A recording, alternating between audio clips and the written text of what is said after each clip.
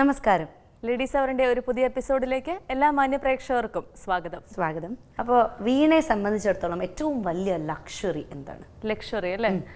Luxury എന്ന് പറയുമ്പോൾ നമുക്ക് പെട്ടെന്ന് ചിന്തിക്കും ലക്ഷറിയസ് കാർ അല്ലെങ്കിൽ നല്ലൊരു വീട്, അങ്ങനെയൊക്കെ ചിന്തിച്ച് പോകുമെങ്കിലും ഇപ്പൊ ഈ ഉച്ച സമയം ആയതുകൊണ്ടാന്ന് തോന്നുന്നു, വിശപ്പിന്റെ വിളിയൊക്കെ ഉള്ളതുകൊണ്ടാന്ന് തോന്നുന്നു, ഭക്ഷണമാണ് ഏറ്റവും വലിയ ലക്ഷറി എന്ന് തോന്നിപ്പോവാണ്. തീർച്ചയായിട്ടും ഭക്ഷണം. അതായത് നമുക്കൊരു കൊതി തോന്നിയാൽ അതേ രുചിയിൽ നമ്മൾ മനസ്സിൽ ആഗ്രഹിക്കുന്നത് പോലെ കിട്ടുക എന്നുള്ളതൊരു വലിയ ലക്ഷറി തന്നെ. അത് അക്കാര്യത്തിൽ ആർക്കും ഒരു സംശയം ഉണ്ടാവില്ല, ഒരു തർക്കം ഉണ്ടാവില്ല. അതെ. പക്ഷെ ഈ ലക്ഷറി എന്ന് പറഞ്ഞ് നമ്മൾ വിശപ്പിനെ കുറിച്ച് പറഞ്ഞു തുടങ്ങുമ്പോൾ തീർച്ചയായിട്ടും ഭക്ഷണ കാര്യങ്ങളെ കുറിച്ചും കൂടെ നമ്മൾ ചിന്തിക്കേണ്ടിയിരിക്കുന്നു. അതെ അതെ അതെ. മനുഷ്യന് മതിയായി എന്ന് തോന്നുന്ന ഒരേ ഒരു കാര്യമേ ഉള്ളൂ, എന്താണെന്നറിയോ? അത് ഭക്ഷണം തന്നെയായിരിക്കും. അപ്പോൾ ഭക്ഷണത്തെ കുറിച്ചും ഈറ്റിംഗ് ഹാബിറ്റ്സിനെ കുറിച്ചും ഒക്കെ നമുക്കിന്ന് പറയാം. അതിനു മുമ്പായിട്ട് ഒരു സെഗ്മെന്റ് കണ്ടാലോ? സ്മാർട്ട് ലേഡി സെഗ്മെന്റിൽ വിവിധ മേഖലകളിൽ കഴിവ് തെളിയിച്ച സ്ത്രീരത്നങ്ങളെ പരിചയപ്പെടുത്തുകയാണ്. കണ്ടിട്ട് തിരിച്ചു വരാം.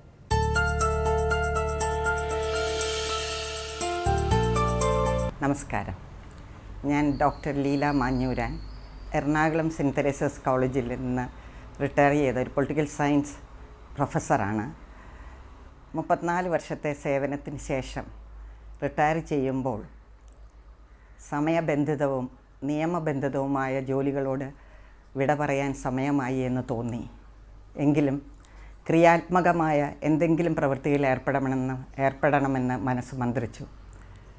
പിരിഞ്ഞു പോരുമ്പോഴും അതിനുള്ള ആർജവം മനസ്സിനും ശരീരത്തിലും ഉണ്ടായിരുന്നു. റിട്ടയർ ചെയ്ത കാലഘട്ടത്തിൽ ആദ്യം ചെയ്തിരുന്നത് FM റേഡിയോയിൽ സുഭാഷിതം റെക്കോർഡ് ചെയ്യാൻ പോവുക എന്നുള്ളതായിരുന്നു. കൂടാതെ അവരുടെ സഹയാത്രിക എന്ന പരിപാടിയിലും പലപ്പോഴും പങ്കെടുക്കുവാൻ അവസരം ലഭിച്ചിട്ടുണ്ട്. കനേഡിയൻ യൂണിവേഴ്സിറ്റിയിലെ ഒരു കുട്ടിയുടെ പ്ലാച്ചിമടയിലെ കൊക്കോകോള കമ്പനിയെക്കുറിച്ച് നടത്തിയ ഒരു PhD പ്രബന്ധം ട്രാൻസ്ലേറ്റ് ചെയ്യായിരുന്നു അടുത്ത പദ്ധതി.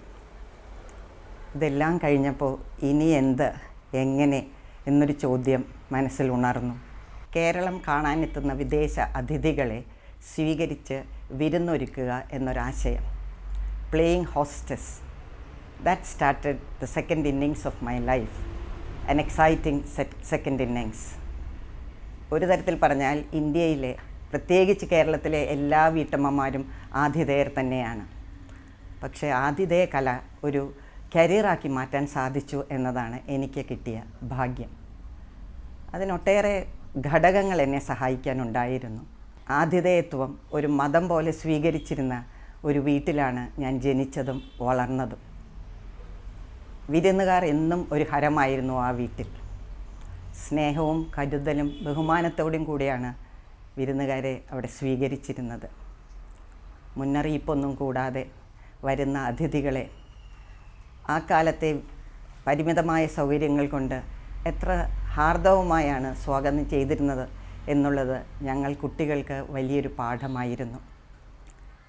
അതുകൊണ്ട് തന്നെ ആതിഥേയത്വം എന്ന കല എന്നിൽ ലയിച്ചു ചേർന്നിരുന്നു. വിവാഹം കഴിഞ്ഞ് പുതിയ വീട്ടിലെത്തിയപ്പോൾ എൻ്റെ ജീവിത പങ്കാളിക്കും ആ വീട്ടുകാർക്കും വിരുന്നൊരുക്കലും സൽക്കാരവുമെല്ലാം ഏറെ പ്രിയപ്പെട്ടതാണെന്ന് മനസ്സിലായി. അതുകൊണ്ട് ആതിഥേയത്വം എന്നൊരു കല കരിയറായി മാറ്റുവാൻ ശ്രമിച്ചപ്പോൾ അതിനുള്ള പച്ചക്കൊടി പല ഭാഗത്തു നിന്നും എനിക്ക് ലഭിച്ചു. പാചകകല ഞാൻ ഏറെ ആസ്വദിച്ചിരുന്നു. ഞാനൊരു പാചക വിദഗ്ധയൊന്നുമല്ല, എങ്കിലും പാചകം ചെയ്യുവാൻ എനിക്കെന്നും ഇഷ്ടമായിരുന്നു.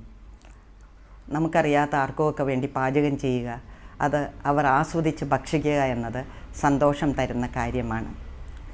അവർ തരുന്ന കോംപ്ലിമെൻറ്റ്സ് നമ്മളെ ഏറെ സന്തോഷവതികളാക്കും.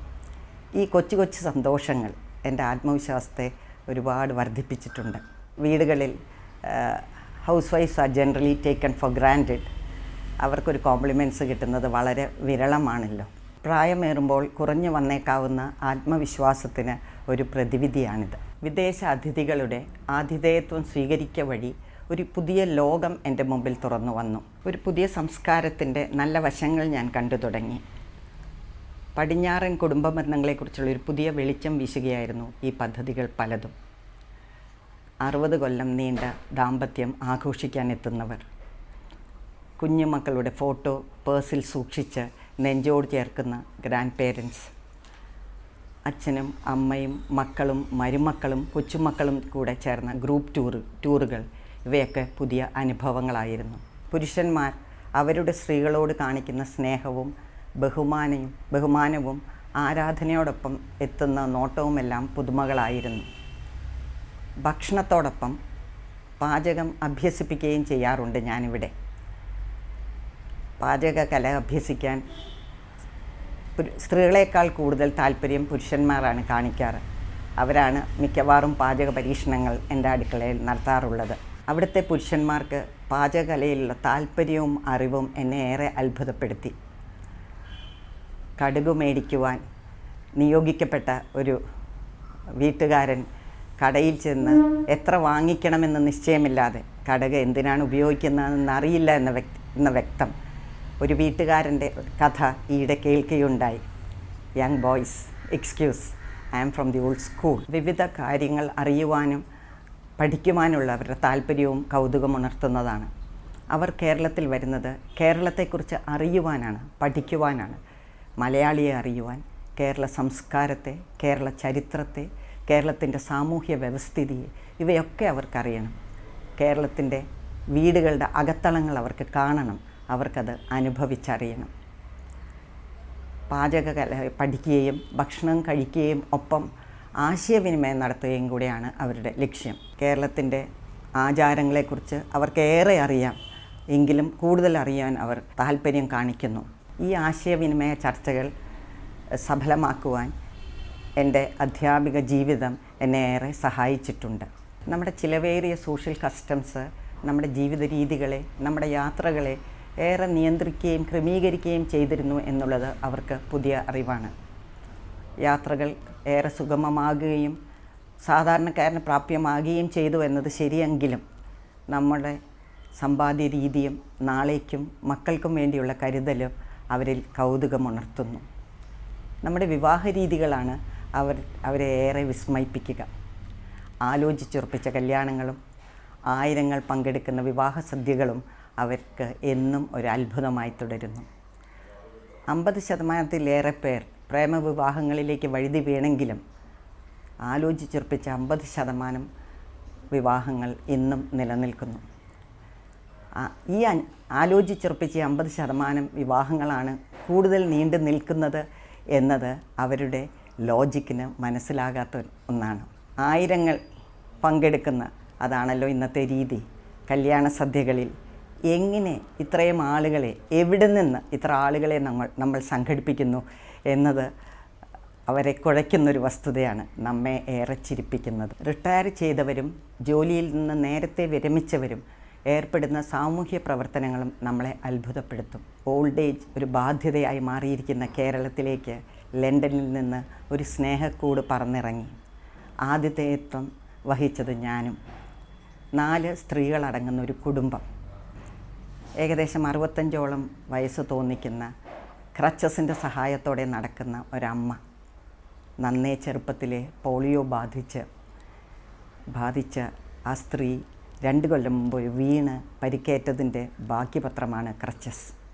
കൂടെ മരുമകളുടെ അമ്മ. ഇതെന്നെ ഏറെ അത്ഭുതപ്പെടുത്തി.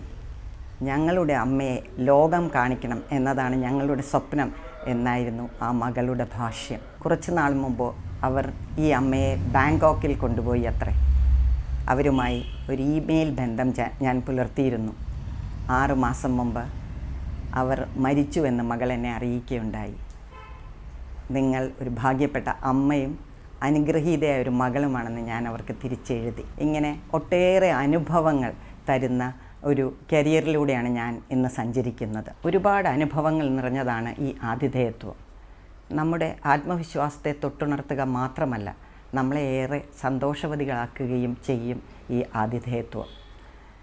സന്തോഷപ്രദമായൊരു മാനസികാവസ്ഥ നിലനിർത്തുവാൻ സാധിച്ചാൽ നമ്മുടെ ജീവിതം സഫലമായി. സന്തോഷം നമ്മുടെ ഒരു അവകാശമാണ്. അതിനുവേണ്ടി നമ്മൾ പരിശ്രമിക്കുകയും ചെയ്യണം. ഈ അടുത്തയിടെ ഞാൻ ചേർന്ന വേറൊരു സംരംഭം സേ നോ പ്ലാസ്റ്റിക് എന്നൊരു മൂവ്മെൻറ്റിലാണ്. എറണാകുളം സെൻറ്റ് തെരേസാസ് കോളേജിലെ എൻവയൺമെൻറ്റ് പ്രൊട്ടക്ഷന് വേണ്ടി സ്ഥാപിച്ച ഒരു സൊസൈറ്റിയുടെ ഭാഗമായി പ്രവർത്തിക്കുന്നു ഞാനിപ്പോൾ. പ്ലാസ്റ്റിക്കിനെതിരെ ഒരു പ്രതിവിധിയായി തുണി ഉപയോഗിക്കുക എന്നതാണ് ഞങ്ങളുടെ മുദ്രാവാക്യം. തുണി സഞ്ചികൾ നിർമ്മിക്കുക, സ്കൂളും കോളേജ് കുട്ടികൾക്കും തുണി ബാഗുകൾ ഉണ്ടാക്കുക എന്നതാണ് ഞങ്ങളുടെ പ്രവർത്തനം. കുടുംബശ്രീ യൂണിറ്റുകളെ സ്ത്രീകളെ കൊണ്ട് ബാഗുകൾ തയ്പ്പിച്ച്, കോട്ടൺ തുണിത്തരങ്ങളുടെ ബാഗുകൾ തയ്പ്പിച്ച് അത് ജനങ്ങളുടെ ഇടയിൽ പ്രചരിപ്പിക്കുക എന്നതാണ് ഞങ്ങളുടെ ഇപ്പോഴത്തെ ലക്ഷ്യം. ഈ ഷോപ്പിംഗ് സഞ്ചികൾ ഞങ്ങൾ പല കടകളിൽ ഏൽപ്പിക്കുകയും അവർ മുഖാന്തിരം അത് ജനങ്ങളിൽ എത്തിക്കുവാനും ശ്രമിക്കുന്നുണ്ട്. കേരളത്തിൽ നിന്ന് വിവിധ ഭാഗങ്ങളിൽ നിന്ന് ഈ തുണി സഞ്ചിക്ക് ആവശ്യക്കാർ ഞങ്ങളെ തേടി എത്താറുണ്ട്. ഒരു 5 കൊല്ലം കഴിയുമ്പോഴെങ്കിലും ഈ പ്ലാസ്റ്റിക് എന്ന ദുരന്തത്തിൽ നിന്ന് നമ്മൾ മോചിതരാവും എന്ന പ്രതീക്ഷയോടാണ് ഞങ്ങൾ ഈ സംരംഭത്തിൽ ചേർന്നിരിക്കുന്നത്. ആത്മവിശ്വാസമുള്ള സ്ത്രീകളായി മാറുവാൻ നമുക്ക് താല്പര്യമുള്ള ഏതെങ്കിലും മേഖലയിൽ പ്രവർത്തിച്ചു തുടങ്ങുക, അതാണ് അതിനുള്ള ഏക പോംവഴി. നമ്മൾ തന്നെ നമ്മുടെ ഉള്ളിലെ ചെറുതിരികളെ തെരഞ്ഞു പിടിച്ച് തെളിയിക്കുക. അത് ക്രമേണ കത്തി ജ്വലിക്കും. എല്ലാ ജ്വാലയുടെയും പുറകിൽ ഔദ്യോഗിക ഡിഗ്രി വേണമെന്നില്ല. പാചകകലയിലും ആതിഥേയത്വത്തിലും എനിക്ക് ഔദ്യോഗിക സർട്ടിഫിക്കറ്റുകൾ ഒന്നുമില്ല. ഒരു തുറന്ന മനസ്സും ഇച്ഛാശക്തിയും സ്വാശ്രയ ബോധവും മതി, ധാരാളം.